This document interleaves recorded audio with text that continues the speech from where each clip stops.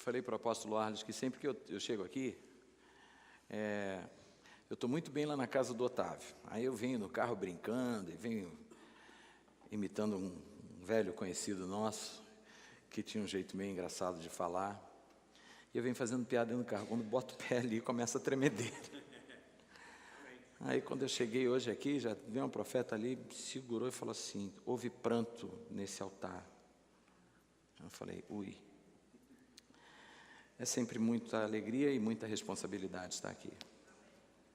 E por mais que a gente estude, por mais que a gente leia, por mais que a gente busque, é sempre muito sério.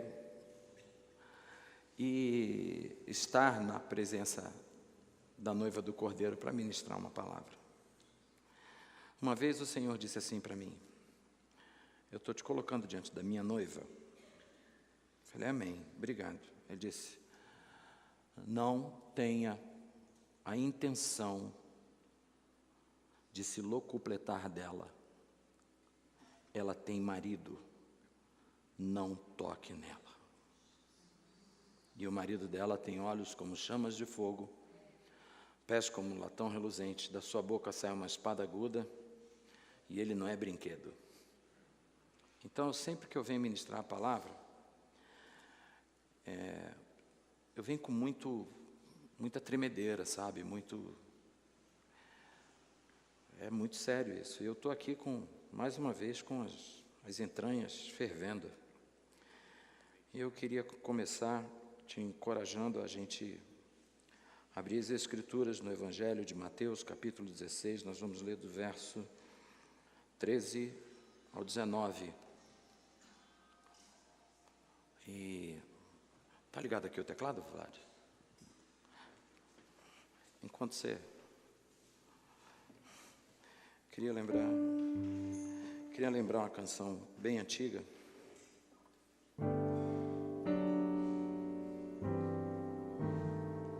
Que doce voz tem, meu Senhor, voz de amor tão terna e graciosa, que enche o coração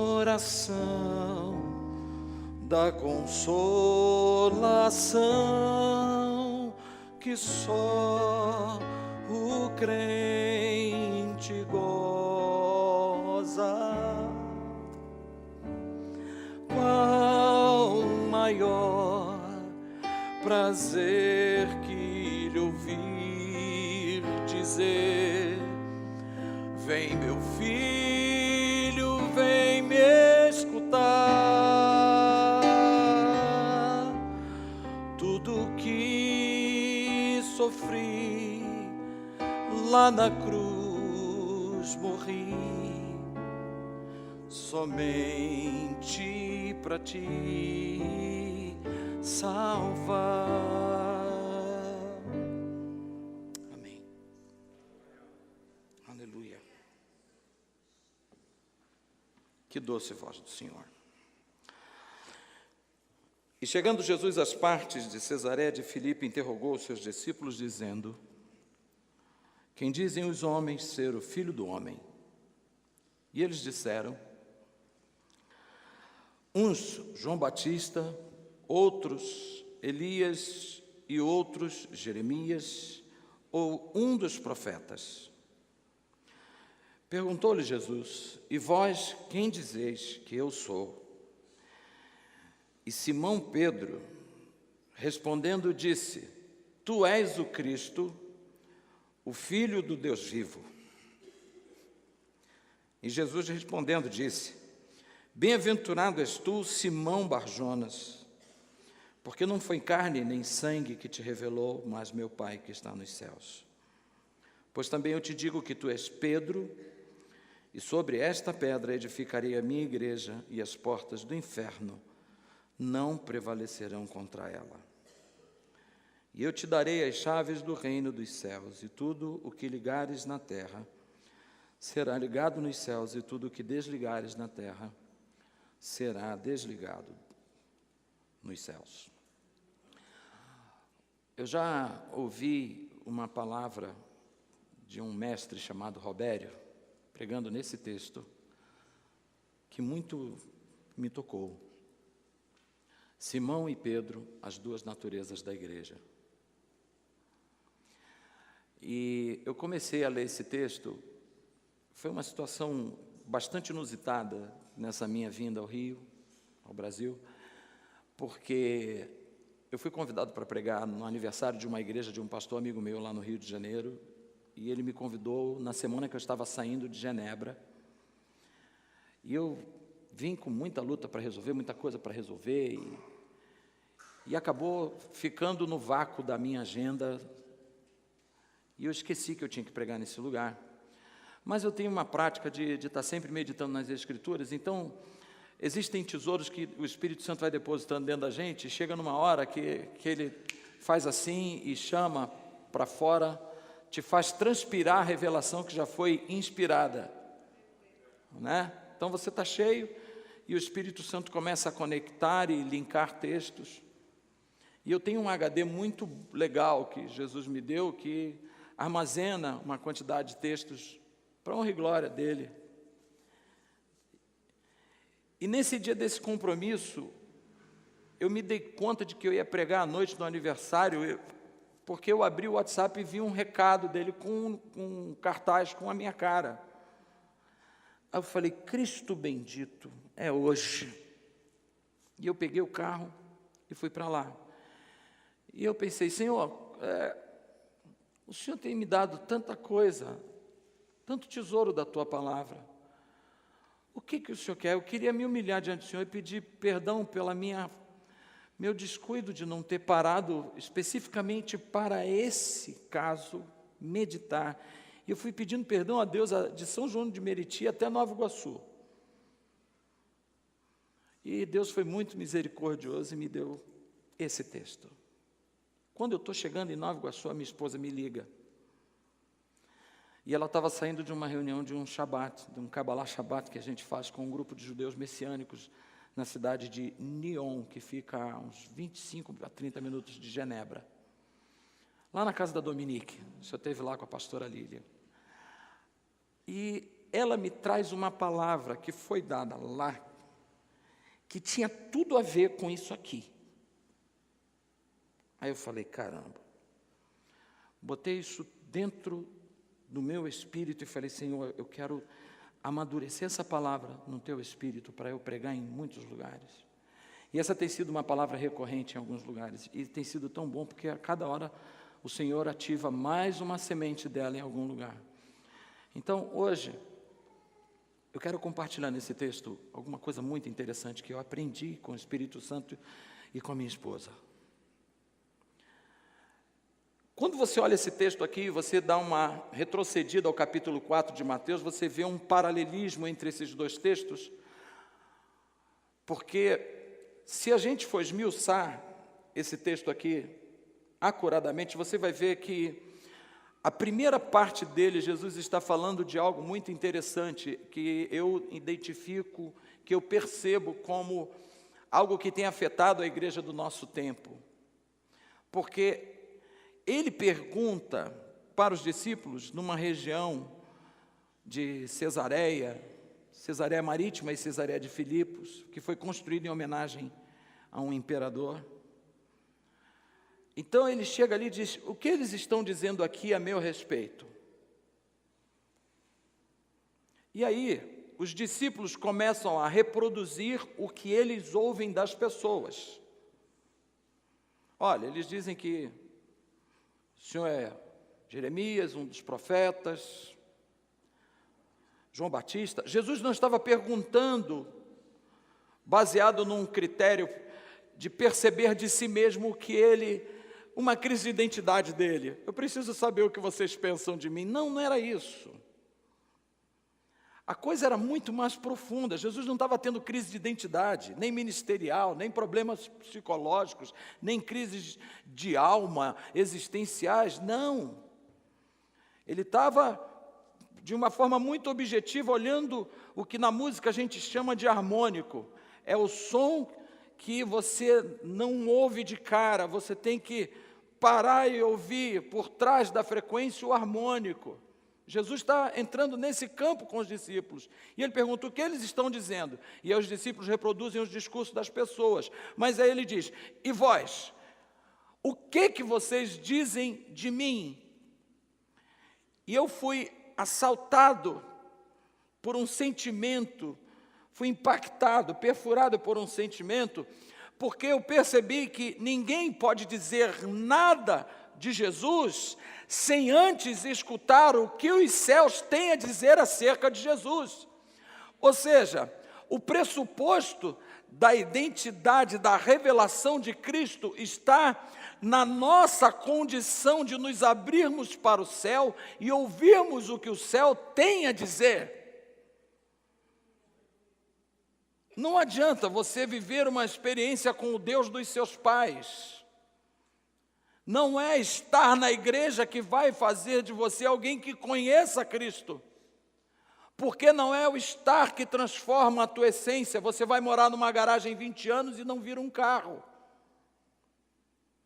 Então, quando Jesus está dizendo isso, o mais legal está por vir, porque quem fala, quem responde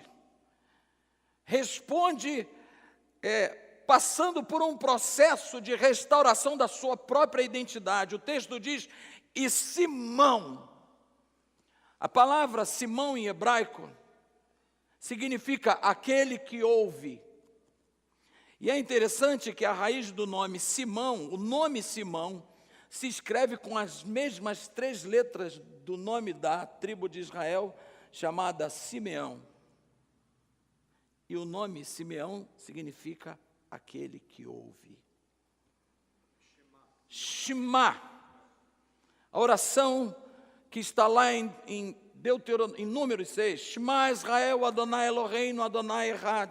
Ouve, ó Israel, o Senhor é o teu único Deus. Então, o homem que tem um protocolo no seu nome para ouvir, é aquele que ouviu o que os céus estavam dizendo acerca de Jesus.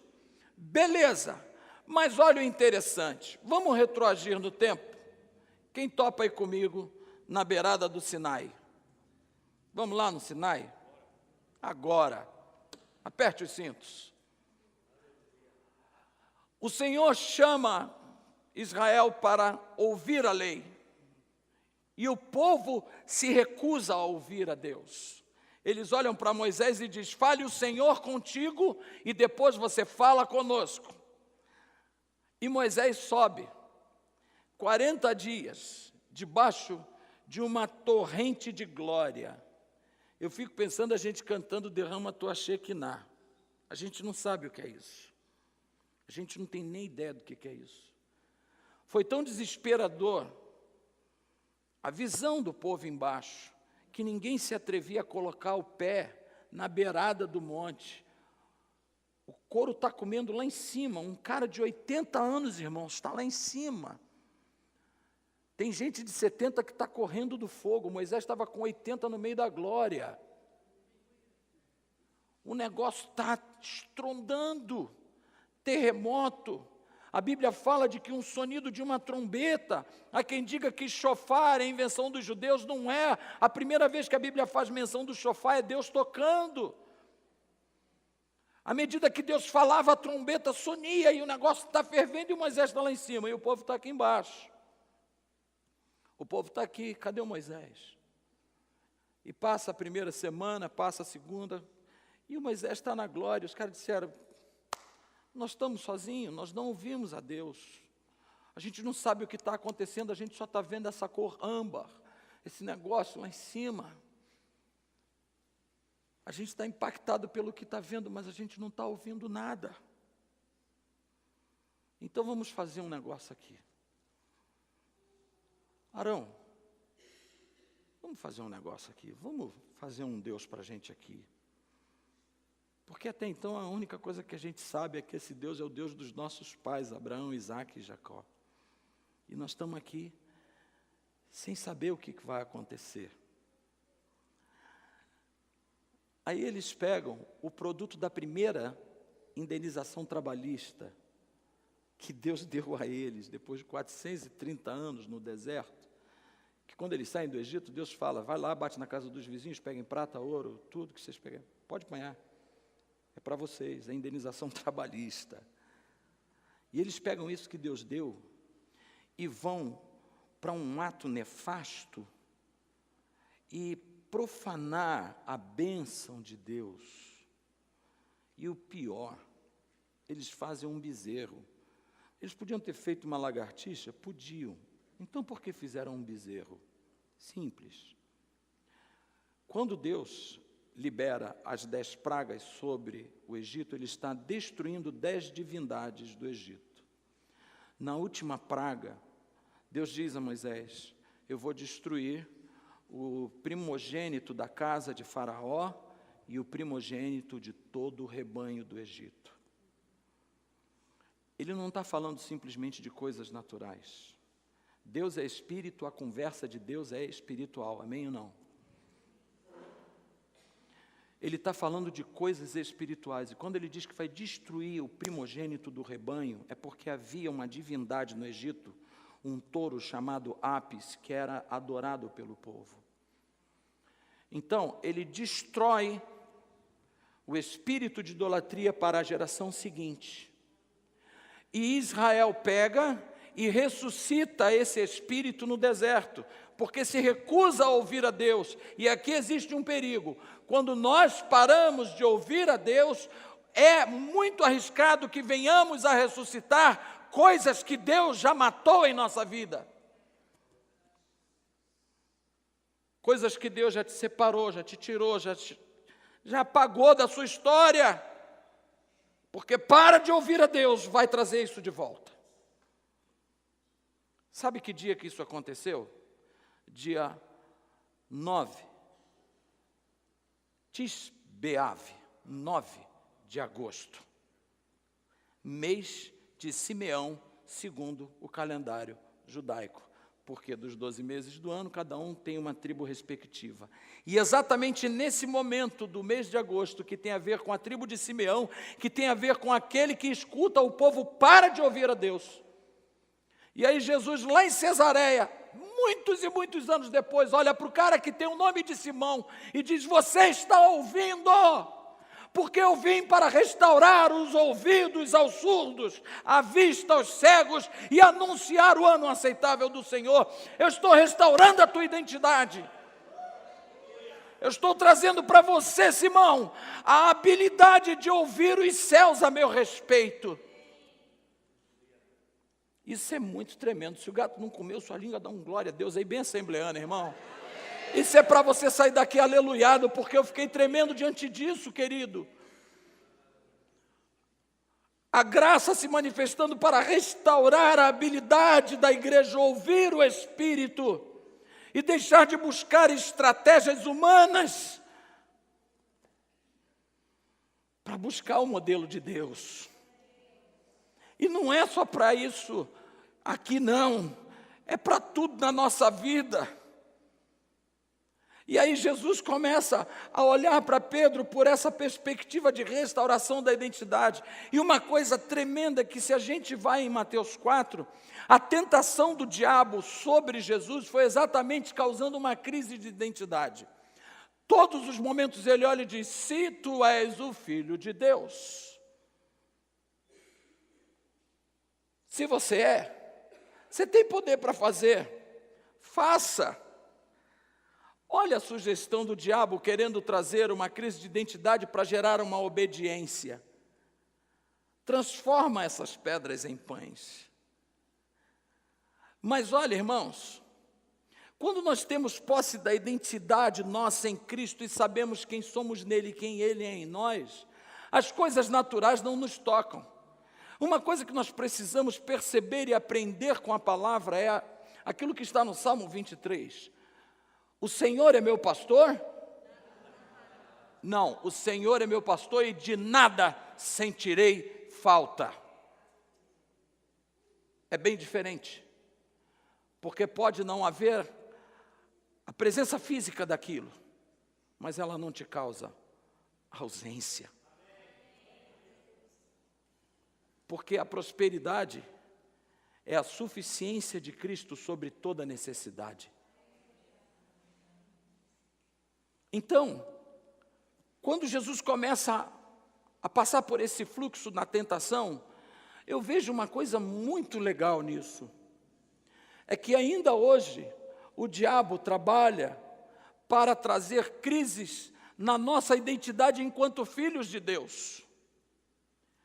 E as propostas são sempre as mesmas, porque ele é muito estratégico, mas pouco criativo. Ele repete modelos. E ele começa fazendo a pergunta: se você é filho de Deus, se você é filha de Deus, faz assim. Sabe, irmãos, quando eu penso que a minha identidade está intimamente ligada à minha capacidade de ouvir a Deus, é porque na medida que eu ouvir dos céus quem Ele é, no mesmo momento Ele diz quem eu sou. Tu és o Cristo, Filho do Deus vivo, e tu és Simão.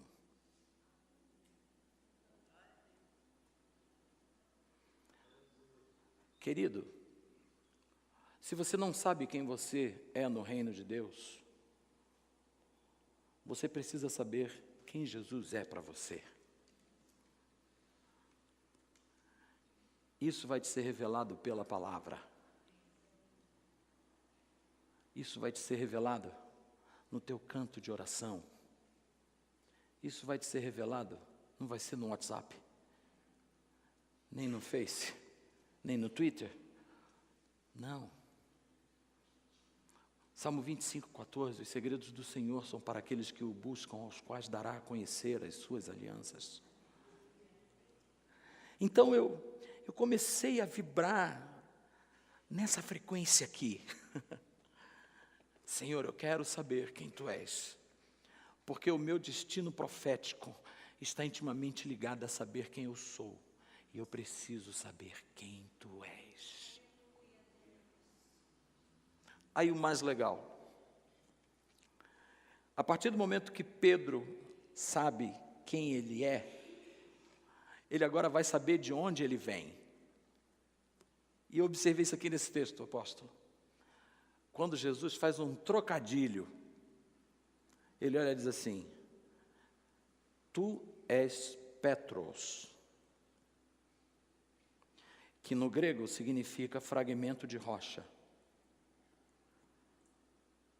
E sobre esta Petra, Jesus aponta para si, edificarei a minha igreja. Duas coisas muito interessantes. Quando Jesus diz, Tu és Petros, Ele está dizendo, você saiu de onde?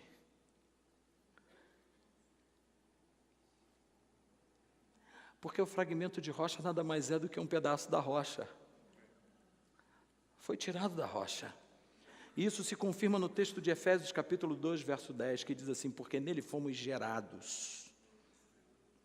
Ninguém sabe para onde vai se não souber de onde vem. Essa é a pergunta existencial. Quem sou, de onde venho e para onde vou? Se alguém precisa de cura interior, faço minhas as palavras do apóstolo Luiz Hermínio. Vá na fonte onde você foi gerado. Fomos gerados nele, seremos curados nele. Fomos gerados nele, a partir do momento que recebemos a Ele como Senhor e Salvador da nossa vida, a história começa a mudar. E agora Jesus olha para Pedro e diz, você não somente sabe quem você é, mas agora eu estou dizendo também de onde você vem.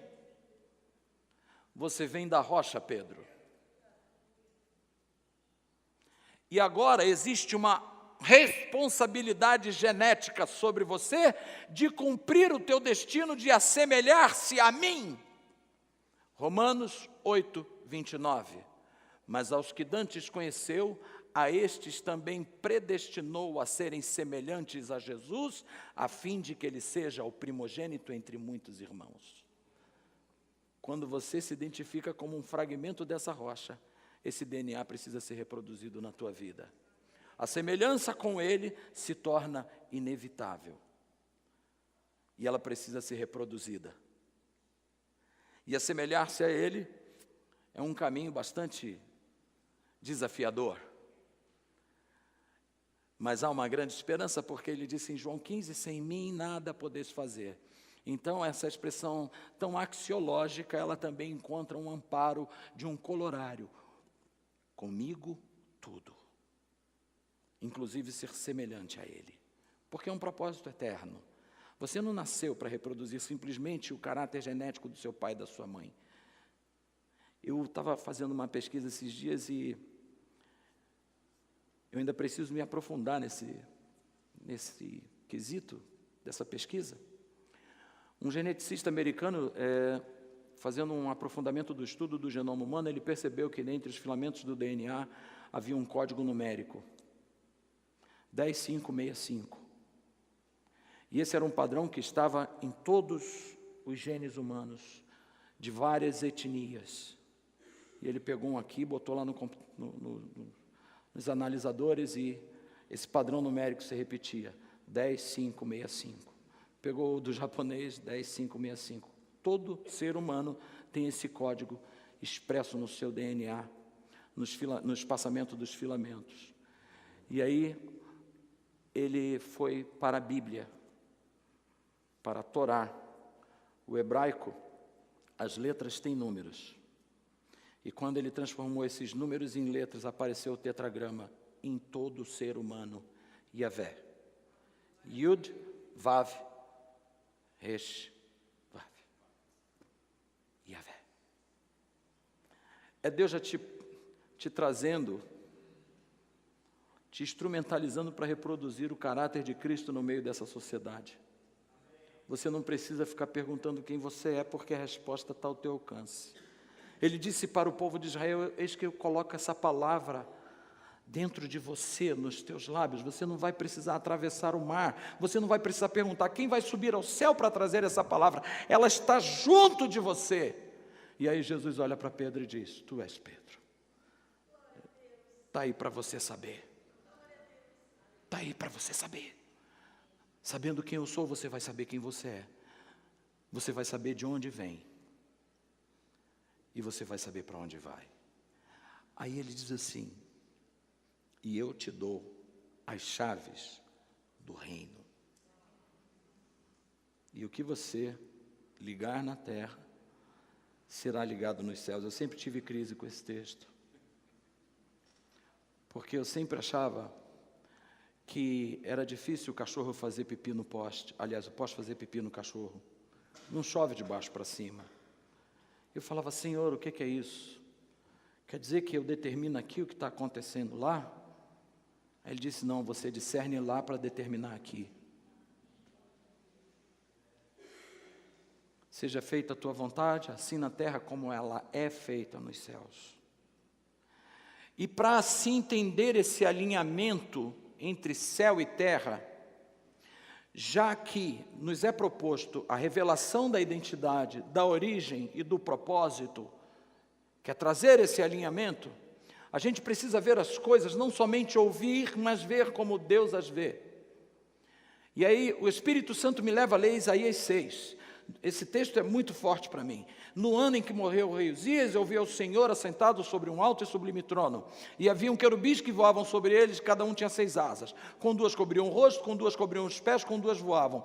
E clamavam uns para os outros, dizendo, Santo, Santo, Santo é o Senhor dos exércitos, toda a terra está cheia. Essa é a expectativa dos céus sobre a terra. Enquanto nós estamos vendo caos, a eternidade vê glória. Enquanto nós estamos olhando dificuldade, o eterno está vendo glória. É isso que a igreja veio fazer, alinhar a visão do céu na terra.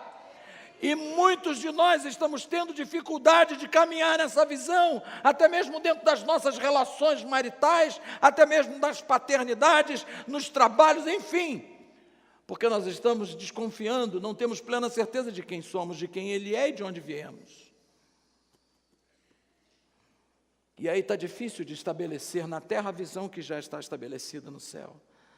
Os anjos não disseram, a terra será cheia da sua glória. Ela diz, a terra está. A religiosidade nos faz empurrar com a barriga para o tempo futuro a glória que já é para o tempo presente. A religião nos lança num mar de sofrimento quando já existe à nossa disposição toda a autoridade e todo o poder dado por Cristo na cruz do Calvário para que a igreja alinhe céu e terra. Eu disse domingo passado numa Assembleia de Deus, irmãos, quem determina o governo de uma nação não é voto, é igreja. Quem determina a transformação das nações é a igreja, porque é o único organismo que está assentado com ele e nele, acima de todo governo de principado e potestade. Parece muito alegórico essa expressão. Talvez você diga assim, isso... Vai em Homolonga, vai em Cali, vai nas Ilhas Fiji. Eu passei por uma experiência muito interessante numa favela do Rio de Janeiro. Eu fui chamado para ministrar a palavra numa missão batista no Morro Santa Marta, Dona Marta, em Botafogo. A missão batista, ela toda era esse espaço aqui. A boca de fumo ficava a 10 metros da missão batista. E o barulho do baile funk na boca é constante. O som é tum tchá tchá tum tum tchá tum tum tchá tchá o tempo todo. E aí eu cheguei lá de manhã para pregar de manhã, eu ia almoçar com o pessoal da igreja, fazer o evangelismo à tarde e pregar à noite. Aí nós demos uma palavra para a igreja de manhã e os traficantes já começaram a chegar na porta e olhar. Quando foi de tarde, veio um recado para mim. O dono da firma pediu para o senhor ir lá na casa dele. Eu falei, tá bom. Que horas? Assim que acabar o culto. Eu falei, já acabou. Então é agora. Tá bom, então vamos. Chamei o pastor da igreja, ele falou, pode ir.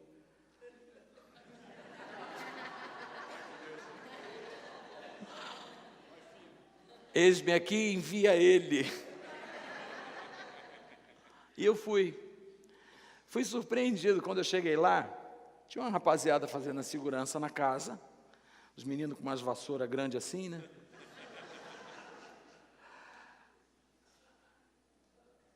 Caixa de cerveja para tudo que era lugar. E o mais interessante era a música que eles cantavam. Tinha um som tocando. Deus não rejeita a oração. Oração é alimento. Eu falei, Jesus, o que é isso aqui, meu? E o cara com um cigarro do capeta lá no canto fumando. Nunca vi um justo sem resposta.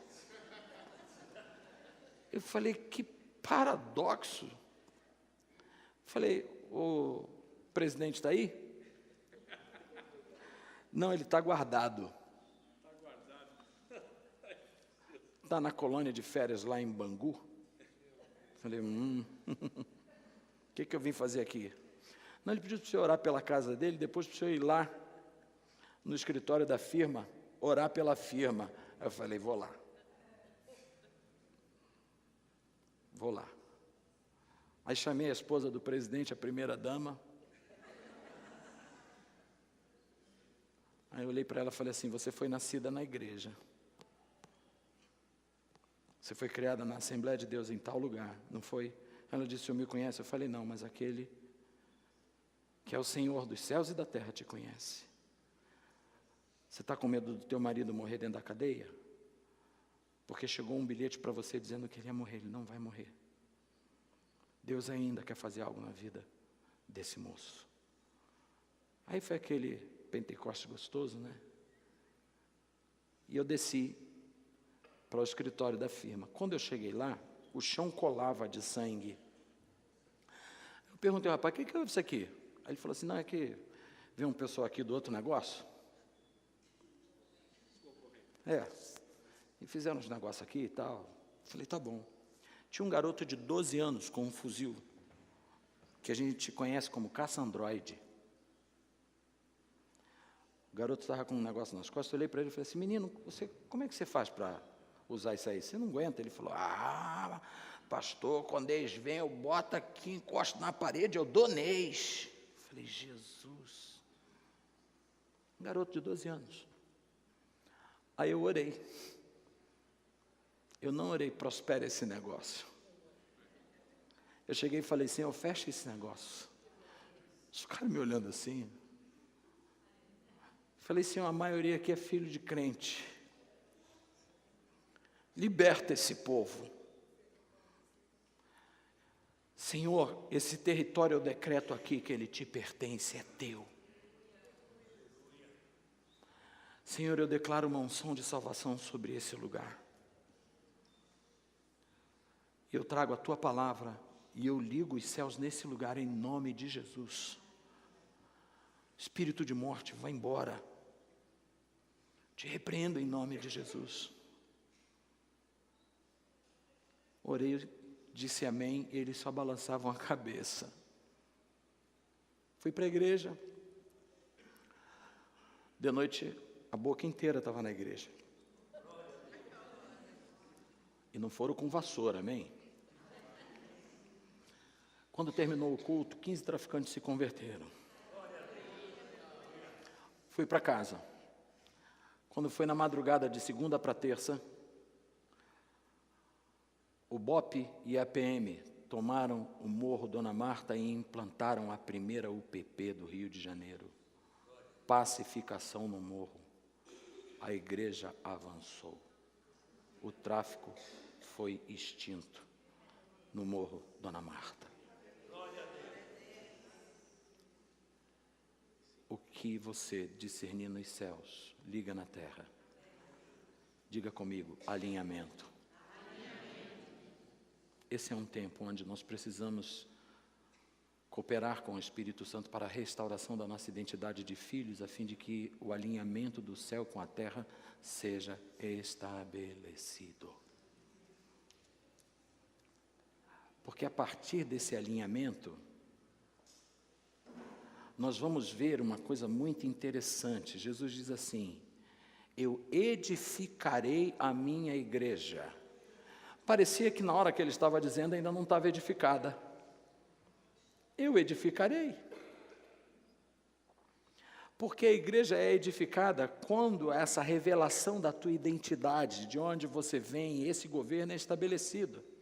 É nesse momento onde você assume uma posição de alguém que recebeu a herança e sabe que tem a herança. Porque o apóstolo Paulo diz que uma pessoa que recebe uma herança e é menor, precisa de um tutor para administrar essa herança. Então ele está na mesma condição do servo. E queridos, hoje nos é demandado pelos céus um tempo de maturidade. Maturidade. Nós não estamos em tempo de ficar tentando alinhar céus e terra para aumentar os dividendos empresariais. Nós estamos em tempo de alinhar céus e terras para a transformação dessa nação. Nós estamos em tempo de manifestar esse alinhamento de céu e terra, não é para enriquecermos mais, mas é para que o inferno seja empobrecido. E a igreja assuma esse lugar de governo. Quando você vai ler a história dos hebreus, Flávio Josefo, aconselho você que leia, você vai perceber o impacto que a igreja causou no primeiro século, numa cidade chamada Éfeso. Quando se fala de cidade nesse período da história, nós não estamos falando de grandes aglomerados, estamos falando de núcleos de 200 mil pessoas. Jerusalém, na época de Jesus, tinha em torno de 200 mil pessoas.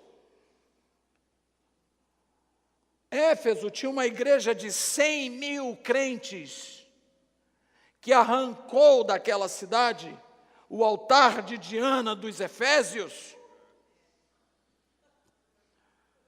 que impactou a economia, que era fruto da idolatria. Os homens que fabricavam estátuas para se enriquecerem na idolatria foram levados à bancarrota no mundo espiritual, exatamente porque a igreja resolveu se enriquecer da autoridade do céu.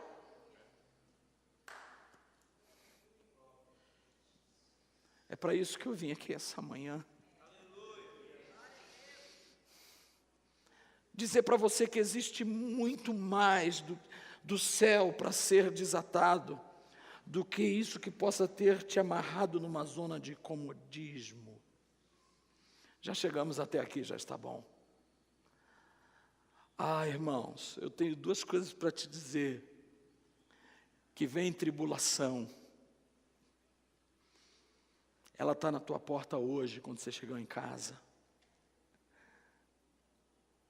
Semana passada, eu fui pregar nessa Assembleia de Deus. E tinha uma jovem sentada nessa distância, aqui, cabelo rastafari, ela devia ter uns 16 anos, no máximo. Eu olhei para aquela adolescente e o Espírito Santo falou comigo assim, é a última chance dela. Eu falei, e aí, Senhor? Ele, pode dizer ela. Aí eu falei, olha, o que eu vou te dizer, menina, é por sua conta e risco. Hoje é a sua última chance.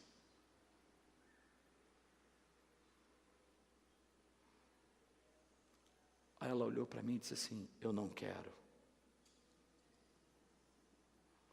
Irmãos, eu saí daquele lugar tão oprimido, tão mal, derrotado. Eu entrei no carro, eu passei pela cidade de Deus. A impressão que eu tinha é que o inferno inteiro estava em cima do carro. Era um negócio terrível. Eu parei num posto de gasolina, 7 traficantes da favela do lado ali, Cidade de Deus, eles entraram para abastecer moto. Eles paravam a moto na frente da gente e deixavam a pistola com a coronha aparecendo para a gente saber que eles eram funcionários públicos. Eu falei, Senhor, o diabo está querendo me intimidar, né? É. Eu falei, o sangue de Jesus tem poder. Aos seus anjos dará ordem a meu respeito para me guardarem em todo o caminho. E eu com a mão no volante assim, com esse anel aqui, do jeito que eu estava eu fiquei. Eu falei, não vai tocar. Se encostar no anel, cai. E fiquei. Os caras olharam para mim, foram embora. Quando eu estou chegando perto da minha casa, o Senhor fala assim, entra na hamburgueria. Eu falei, pô, Jesus, não estou nunca com apetite para comer nada. Foi tão difícil o culto, eu perdi a fome. Entra. Aí eu entrei. E eu já tinha passado nessa hamburgueria algumas vezes, é bem na esquina da casa que eu estou hospedado. Aí quando eu entrei, veio uma jovem,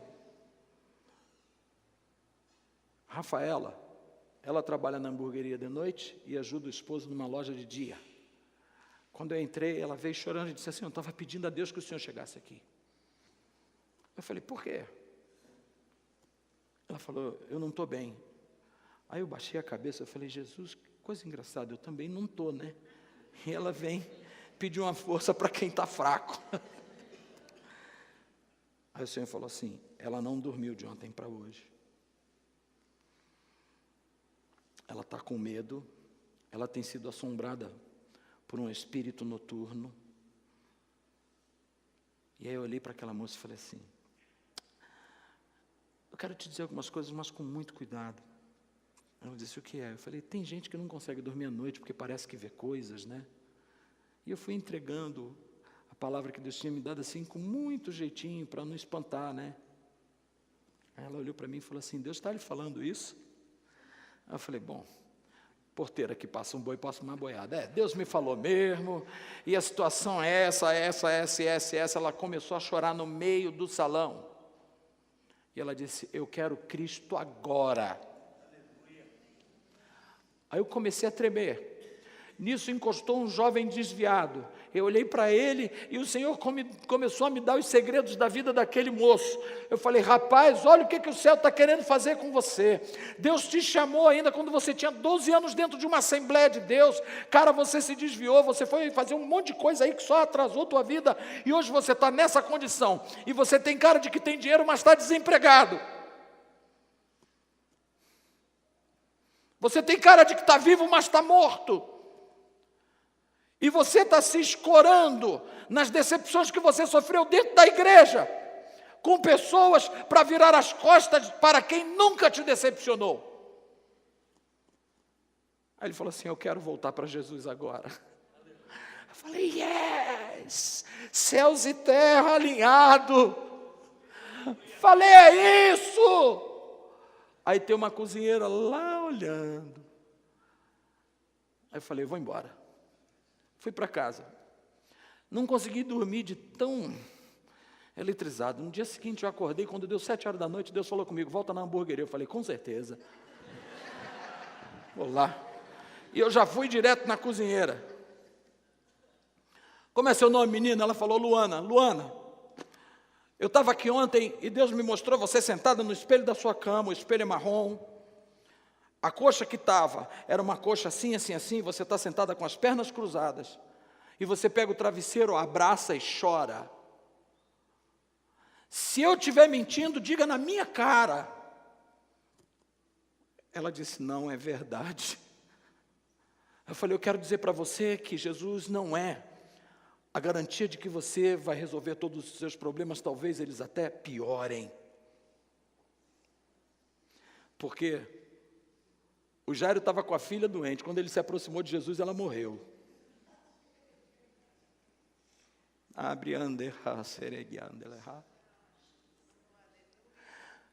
Lázaro mandou avisar: avisa ele que eu estou doente. Quando Jesus chegou, estava morto. É assim, irmão, mas é para acontecer algo maior. O problema pior é para vir uma glória maior. É céu sendo alinhado na terra, é governo de Deus, é o governo dos santos sendo estabelecido. E eu disse para ela: o problema não vai ser resolver problema.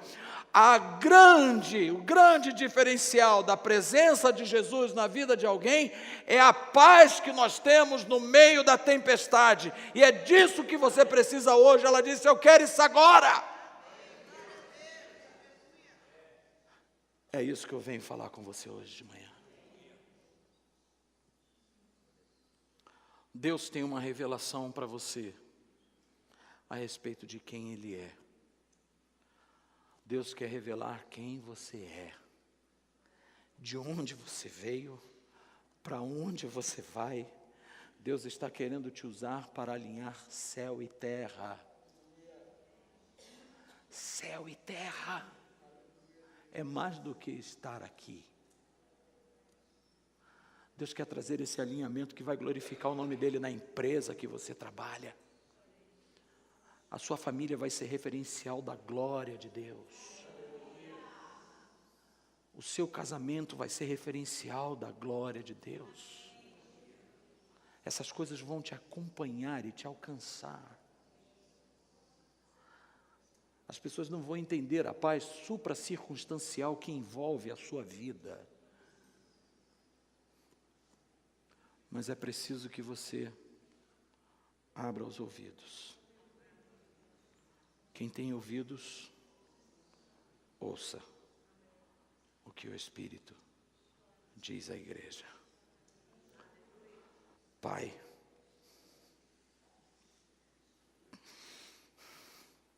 é com temor e tremor que nós falamos a Tua palavra neste dia. E como Jesus fez, eu agora profetizo sobre esta palavra: Efatá, abram-se os ouvidos. Efatá, abram-se os ouvidos. Efatá, abram-se os ouvidos. Efatá, abram-se os ouvidos. Efatá, abram-se os ouvidos. Efatá, ouça o que o Espírito te diz. Oriandele harabasharakandarabas. Rielemanto seriandele hai. Efatá, Efatá, abram-se os ouvidos.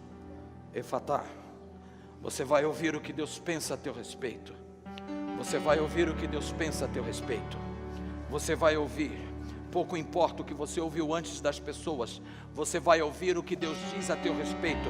Efatá, abram-se os ouvidos. Ouça o que o Senhor diz a teu respeito. Shma, Shma, Shma, Shma, Shma, Shma, Shma, Shma. Shma, a tua identidade vai ser revelada hoje. A tua identidade vai ser revelada hoje. O Senhor vai dizer: aqui você veio. O Senhor vai te acrescentar visão e revelação do reino. Efatá, abram-se os ouvidos. Ribianto como sori canto nere barashai. Cantere balaya sori andele. Mariando lavasturia shneyase. Como ontoricandale bas.